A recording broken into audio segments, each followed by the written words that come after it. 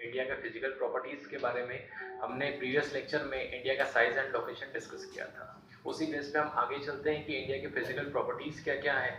वो सब समझने से पहले मैंने इंडिया की जो वेरियस लैंड है और उसकी जो प्रॉपर्टीज है उसके बारे में मैं डिस्कस कर चुका था कि इंडिया का जो पूरा एरिया है वो कितना है, साइज एंड लोकेशन एंड जितनी भी इसकी प्रॉपर्टीज हैं वो डिस्कस हो चुकी थी। अब आगे देखते हैं कि इसकी फिजिकल प्रॉपर्टीज क्या है, लेकिन उसको समझने से पहले जब इंडिया की जितनी भी सॉइल फॉर्मेशन है मतलब उनका कलर कॉम्बिनेशन जो है वो इनकी फॉर्मेशन से बनता है, लेकिन उसकी फॉर्मेशन देखें तो वो रॉक से बनी हुई होती है। तो कुल मिलाकर के टाइप्स ऑफ रॉक्स अगर इनकी स्टडी करना हो तो हम आगे चल करके ये देखते हैं कि ये बनी किससे है, इनका फॉर्मेशन कैसे हुआ है, क्योंकि रॉक का फॉर्मेशन जिन चीजों से हुआ है यही आगे चल करके चेंज हुई है सॉइल के फॉर्म में, जैसे रेड सॉइल, ब्लैक सॉइल। ठीक है, ये टाइप्स ऑफ सॉइल्स किस किस बेल्ट में कौन कौन सी पाई जाती हैं। और जो फिजिकल प्रॉपर्टी की बात करें तो पूरा के पूरा इंडिया किस प्रकार का स्ट्रक्चर दिखाई देता है, जैसे mountain, desert, plateau, plains, coastal plains और कोस्टल माउंटेन्स एंड आइलैंड वगैरह। अब आप नॉर्मली भी ये चीज आपने डिस्कस की देखा होगा कि आप जहां रहते हैं, जैसे हम प्लेन्स पे रहते हैं, प्लेटियू पे, माउंटेन पे, तो उस एरिया के फीचर्स आपको पता होंगे कि क्या है, वो कैसा है। मतलब कोई व्यक्ति अगर देखा जाए पहाड़ी इलाकों में रहता है तो वो उस बेल्ट से अच्छी तरह से कहीं ना कहीं परिचित होता है। हम मालवा प्लेटियू के ऊपर हैं तो हम इस बेल्ट से अच्छी तरह से परिचित है कि क्या है। अब ये सारी चीजें बनती कैसे हैं, इनमें सबसे मेन पार्ट होता है हमारी अर्थ की प्लेट्स का। ठीक है, अगर देखा जाए हमने पूरी अर्थ को 7 प्लेट्स में डिवाइड किया हुआ है। कितनी प्लेट्स हैं टोटल? 7 प्लेट्स। अब वो कौन कौन सी है, मैंने प्रीवियस लेक्चर में आपको सारे कॉन्टिनेंट बना करके बताए थे। उन कॉन्टिनेंट्स में मैंने सबसे पहले 2 कॉन्टिनेंट को कंबाइन बताया था, यूरोप एंड एशिया को। मतलब इन दोनों को कंबाइंड रूप से हम यूरेशिया बोलते हैं। तो सबसे पहली प्लेट जो है वो यूरेशियन प्लेट है।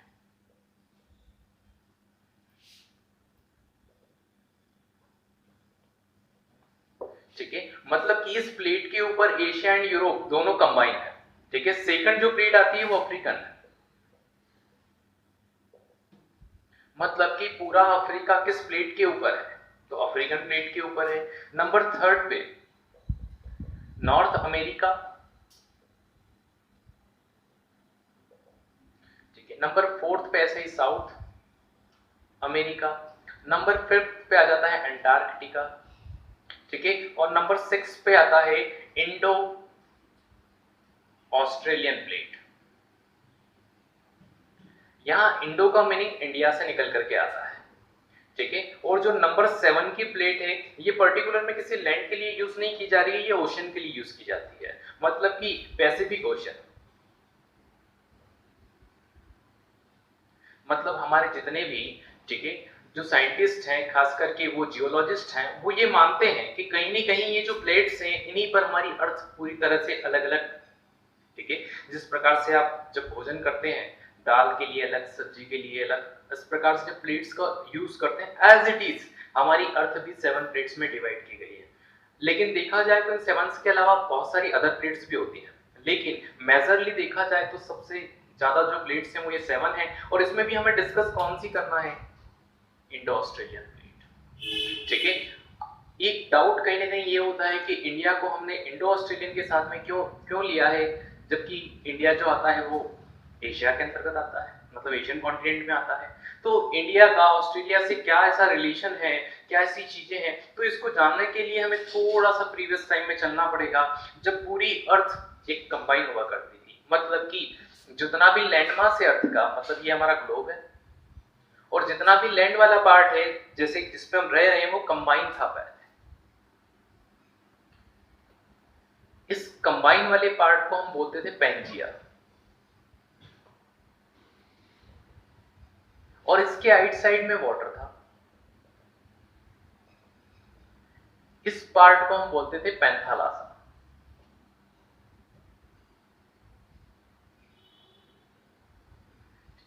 अब ये पेंजिया आगे चलकर के 2 पार्ट में फिर डिवाइड हुआ।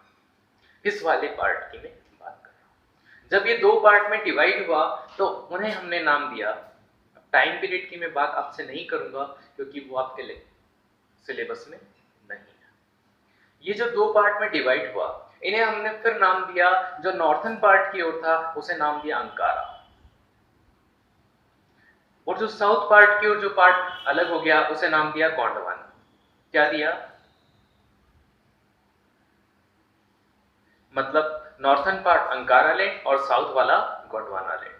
और इसी टाइम पीरियड में आगे चलते हुए ये फिर से डिवाइड होने लगे, लेकिन इन दोनों के डिवाइड होने के बाद बीच में एक, आप अगर एक पेंसिल भी ब्रेक करते हो हाथ से तो उसमें भी कुछ दरारें आती हैं। तो ये तो पूरा लैंड वाला पार्ट है, ये जब अलग हुआ तो बीच में एक खाई क्रिएट हुई जिसको हमने आगे चल करके नाम दिया टेथिस। ठीक है, टेथिस सी या टेथिस सागर। ठीक है, अब जब ये वापस से अंकारा और गोंडवाना में डिवाइड हो गया तो ये भी जो दोनों पार्ट हैं ये आगे चल करके फिर से डिवाइड होते हैं। तो इस अंकारा लैंड से जिन जो जो कॉन्टिनेंट बनते हैं उनमें सबसे पहले निकल करके आता है नॉर्थ अमेरिका, दूसरा निकल करके आता है यूरोप, और तीसरा निकल करके आता है एशिया। ठीक है, और जो साउथ वाला पार्ट है मतलब गोंडवाना लैंड की बात तो इससे कौन कौन से कॉन्टिनेंट बने हैं, तो सबसे पहले हम ये देखते हैं कि गोंडवाना लैंड से जो निकल करके जाता है वो नॉर्थ अमेरिका,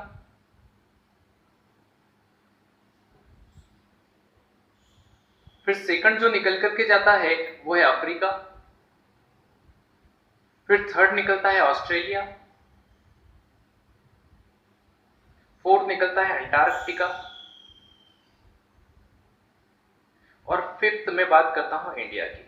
इंडिया कोई कॉन्टिनेंट नहीं है लेकिन हम इंडिया की फिजिकल प्रॉपर्टी पढ़ने वाले हैं तो हमें इतना पता होना चाहिए। इसलिए जब भी हम एशिया की बात करते हैं कि वो कौन से लैंड का हिस्सा है तो हम बोलते हैं अंकारा का है, लेकिन जब हम इंडिया की बात करते हैं तो हम बोलते हैं गोंडवाना का है। तो सबसे मेजर डिफरेंस ये है कि ये इसका हिस्सा है लेकिन ये हिस्सा करके कनेक्ट हो गया, लेकिन कैसे हुआ उसके लिए हम थोड़ा सा इंडिया को पढ़ेंगे। ठीक है, तो कुल मिलाकर के यही सारी प्लेट्स धीरे धीरे डिवाइड हुई हैं, इनको वापस से एक इस पेंजिया का रूप दिया जा सकता है। अगर आप पूरा वर्ल्ड का मैप देखेंगे तो नॉर्थ अमेरिका को अफ्रीका से कनेक्ट किया जा सकता है, ठीक है, सॉरी, नॉर्थ अमेरिका को यूरोप से और साउथ अमेरिका को अफ्रीका से कनेक्ट किया जा सकता है, और जो इंडिया है उसको ऑस्ट्रेलिया से कनेक्ट करके देखा जा सकता है। चलिए हम फिजिकल प्रॉपर्टी ऑफ इंडिया की बात करते हैं। तो इंडिया जो अभी तक मैंने आपको बताया कि गोंडवाना लैंड का पार्ट है, ठीक है, लेकिन जब प्रीवियस एज की बात करूं तब इंडिया एशिया से कनेक्टेड नहीं था, लेकिन एक टाइम पीरियड ऐसा आया जब जो गोंडवाना लैंड का पार्ट जो इंडिया है, हम इंडिया को एक सबकॉन्टिनेंट मानते हैं। उसका रीजन ये है कि इंडिया वाला जो जितना पार्ट है गोंडवाना का हिस्सा है, मतलब हम इंडिया के साथ में पाकिस्तान, अफगानिस्तान, बांग्लादेश, नेपाल, भूटान एंड म्यांमार इन सब देशों को कनेक्ट करें तो इंडियन सबकॉन्टिनेंट कहलाता है। ठीक है, और सिर्फ इंडिया की बात करें तो एक कंट्री कहलाती है। अब जब इंडियन सबकॉन्टिनेंट की बात करें तो जब ये नॉर्थ की ओर, मतलब जो प्लेट्स हैं वो गति करती हैं, जो मूव करती हैं, तो ये जो प्लेट्स है ये नॉर्थ की ओर जा रही थी, मतलब एशियन प्लेट की ओर जा रही थी। जब इंडिया वाला जो हिस्सा है, जो गोंडवाना लैंड का पार्ट है, जब नॉर्थ की ओर जा रहा था तो इन दोनों के बीच में मैंने आपको बताया था कि Ankara land and Gondwana land, जब ये दोनों अलग हुए थे तो बीच में एक खाई बनी थी, एक गेप बनी थी, जिसे हमने कहा था टेथिस सागर। इस टेथिस सागर की जो गैपिंग है, जब वापस से इंडिया जा रहा था एशिया की ओर, तब जब एशियन प्लेट से इंडियन प्लेट टकराई तो ये टेथिस सागर वाला जो हिस्सा है ये कन्वर्ट होकर के बना क्या, हमारा हिमालय। और वो टाइम पीरियड आज से 6.5 लगभग करोड़ ईयर्स पहले की, या 65, अगर मैं कहूं 650 मिलियन ईयर्स पहले की बात है। ठीक है, तो 6.5 करोड़ वर्ष पूर्व हिमालय की उत्पत्ति हुई है, किसके कारण, टेथिस सागर के कारण, या फिर मैं कहूं कि प्लेट टेक्टोनिकल के कारण। इससे किसका फॉर्मेशन हुआ, हिमालय का। और सबसे अगर यंग माउंटेन रेंज कोई सी है तो वो हिमालय है। उसका रीजन ये है कि इसके बाद में कोई भी माउंटेन रेंज नहीं बनी है। सबसे यंगेस्ट माउंटेन रेंज बनने का यही कारण है कि इसकी जो प्लेट्स हैं वो एशियन प्लेट्स के साथ में टकराई हैं, मतलब ओवरलैप हो गई हैं। तो ये जो प्लेट्स हैं एक दूसरे से टकराती रहती हैं या दूर होती रहती है, उनके कारण से या तो कोई माउंटेन बनता है, कोई सी बनता है, ओशन बनता है। अदरवाइज ये एक दूसरे के ऊपर जब ओवरलैप करती है तो अधिकतर यही देखा जाता है किसी माउंटेन का फॉर्मेशन होता है। तो इंडिया के नॉर्थ में जो माउंटेन रेंज बनने का मेन रीजन है वो यही है। ठीक है, और जब इंडियन प्लेट आगे जाती है नॉर्थ की ओर, तो जो इंडिया वाला हिस्सा है जो नॉर्थ की ओर गया, उसके कारण से इंडिया के साउथ में एक ओशन का निर्माण हो जाता है, इंडिया के नॉर्थ में जाने के कारण, जिसे हम इंडियन ओशन के नाम से जानते हैं। मतलब कि इंडियन प्लेट के नॉर्थ की ओर जाने के कारण दो चीजों का फॉर्मेशन होता है, एक तो हिमालयन माउंटेन का और साउथ की ओर होता है किसका, इंडियन ओशियन का। अब हम देखते हैं कि ये जो इंडिया का पूरा पार्ट है इसमें माउंटेन भी है, प्लेट्यू भी है, तो हम इंडिया को से कितने पार्ट्स में डिवाइड कर सकते हैं, तो हम इंडिया को मेजरली 6 पार्ट में डिवाइड करते हैं इसकी फिजिकल प्रॉपर्टी के लिए। सबसे पहला पार्ट होता है माउंटेन, सेकंड में मैं कह सकता हूं प्लेन्स, थर्ड वाले में प्लेटियू, फोर्थ वाले में जितना भी इसकी कोस्टल प्लेन कह दो सीधी सा, और नंबर फिफ्थ पे आइलैंड, और नंबर 6 पे डेजर्ट। मैं सबसे पहले माउंटेन की बात करूंगा, तो जिसका फॉर्मेशन हुआ है इंडियन प्लेट के कारण, सबसे पहले हम उसी को डिस्कस करते हैं कि जो माउंटेन है हिमालयास।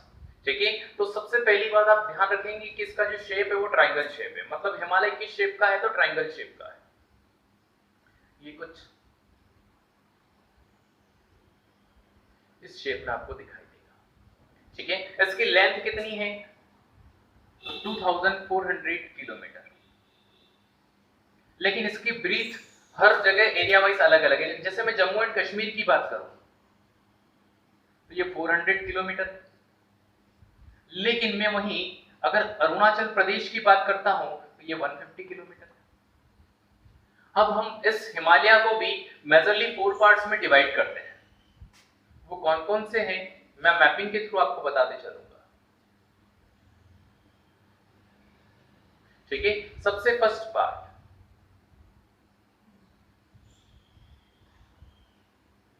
काराकोरम।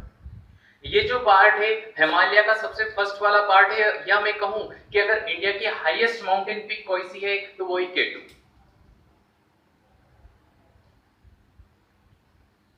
8611 मीटर इसकी हाइट है, और ये काराकोरम सीरीज का ही सबसे, अगर मैं कहूं हाईएस्ट पिक है, और साथ में इंडिया का भी है। लेकिन आपकी बुक में इस माउंटेन पिक को शो नहीं किया गया, उसका रीजन है क्योंकि ये माउंटेन पिक है पाक ऑक्यूपाइड कश्मीर। ठीक है, और पाक ऑक्यूपाइड कश्मीर में है, इसके लिए आपको प्रेजेंट डे का पढ़ाया जाता है कि प्रेजेंट में इंडिया का सबसे हाईएस्ट पिक कौन सा है, तो वो हम कंचनजंगा पढ़ते हैं।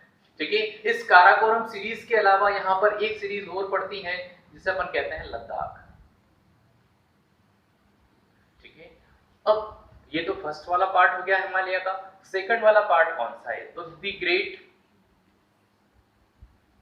हिमालयास, या इसे एक नाम से और रिप्रेजेंट करते हैं हिमाद्री।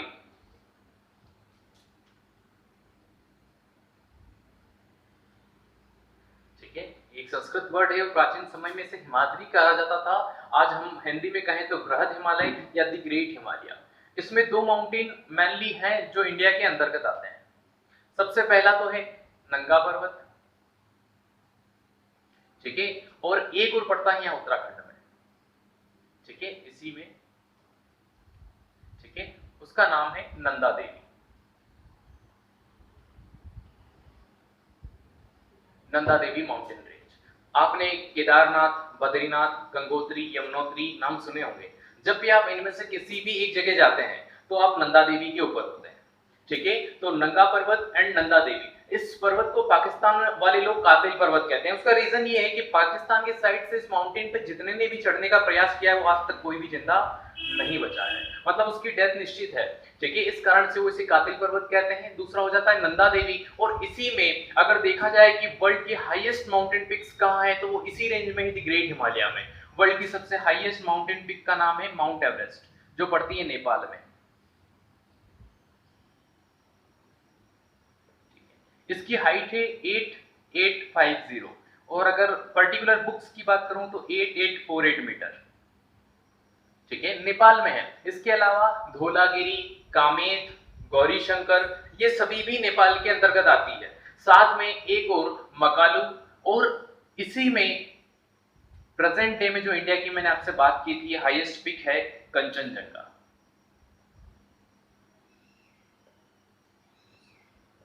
ठीक है, इसकी हाइट जो है 8558 मीटर। ठीक है, और अगर आपसे पूछ लिया जाए कि अरुणाचल प्रदेश की जो हाईएस्ट पिक है द ग्रेट हिमालयाज के अंतर्गत कौन सी आती है, तो उसका नाम है नामचा बरवा। और अगर मैं कहूं कि अगर देखा जाए तो एक प्रकार से ये एंड भी है, इसके बाद में जो हिमालयन रेंज है वो एकदम साउथ की ओर टर्न कर जाती है इस ओर, ठीक है। और यहां पर डपला, मिशमी, पटकोई, नागा और मिजो, कौन कौन सी, डफला, मिशमी, पटकोई, नागा एंड मिजो, ये जो माउंटेन ये कहीं ना कहीं म्यांमार से इंडिया की बाउंड्री को शो करती है और ये इसका एंड पार्ट भी है, ठीक है। मैं थर्ड वाले की बात करता हूं। थर्ड वाला जो हिस्सा है वो है हिमाचल सीरीज, ठीक है। जो हिमाचल सीरीज है इसमें देखा जाए तो मेनली कौन कौन से माउंटेन पड़ते हैं, तो सबसे पहले जिसमें से एक पैनल भी, ये पैनल कहूं, सुरंग कहूं, जो बनी हुई है वो है पीर पंजाल, ठीक है। देखिए ऊपर वाले पार्ट में तो ग्रेट हिमालय में जो नेपाल में थी वो धौलागिरी थी, और धौलाधर की बात हो तो वो इंडिया में है, ठीक है। इसके बाद में महाभारत, फिर उत्तराखंड में आ जाए तो मसूरी, इसी का हिस्सा है, ठीक है।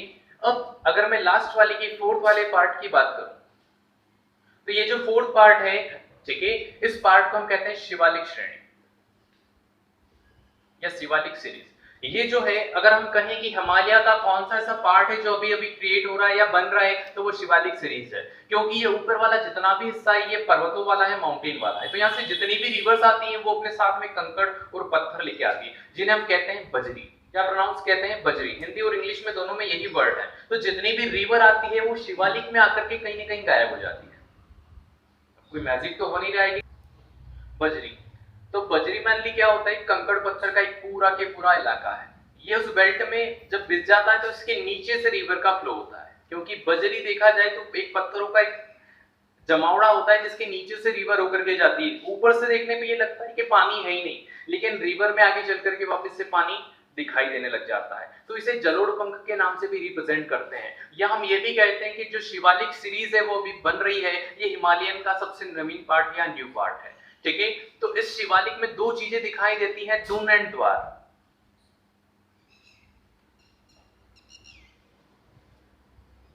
ठीक है। बहुत सारे दून होते हैं, जैसे पाटली दून, और सबसे फेमस अगर मैं कहूं तो देहरादून, ठीक है। और द्वार की बात करें तो हरिद्वार। इस प्रकार से अगर देखा जाए तो शिवालिक में दो चीजें नजर आती है, दून एंड द्वार। इसके अलावा और कौन से माउंटेन है, तो देखते हैं कि ये जो वेस्ट वाला कोस्ट है उसमें इसके साथ साथ में एक माउंटेन रेंज चलती है, ठीक है। हालांकि इसे वेस्ट माउंटेन रेंज के नाम से भी रिप्रेजेंट कर देते हैं, लेकिन इसका एक लोकल नाम है सह्याद्री, ठीक है। इसी के साथ में यहाँ पर एक छोटी सी माउंटेन है नीलगिरी, और एक माउंटेन वापस से यहाँ है जिसे अपन कहते हैं अनाईमुडी, ठीक है। और अगर देखा जाए कि साउथ इंडिया की सबसे हाईएस्ट पीक कौन सी है, तो इसी अनाईमुडी की है, ठीक है, जिसे हम अनाईमलाई कहते हैं।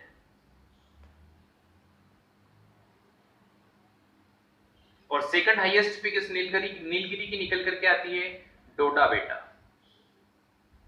ठीक है। और अगर देखा जाए सह्याद्री की कौन सी है हाईएस्ट पीक, ठीक है, तो वो निकल करके आती है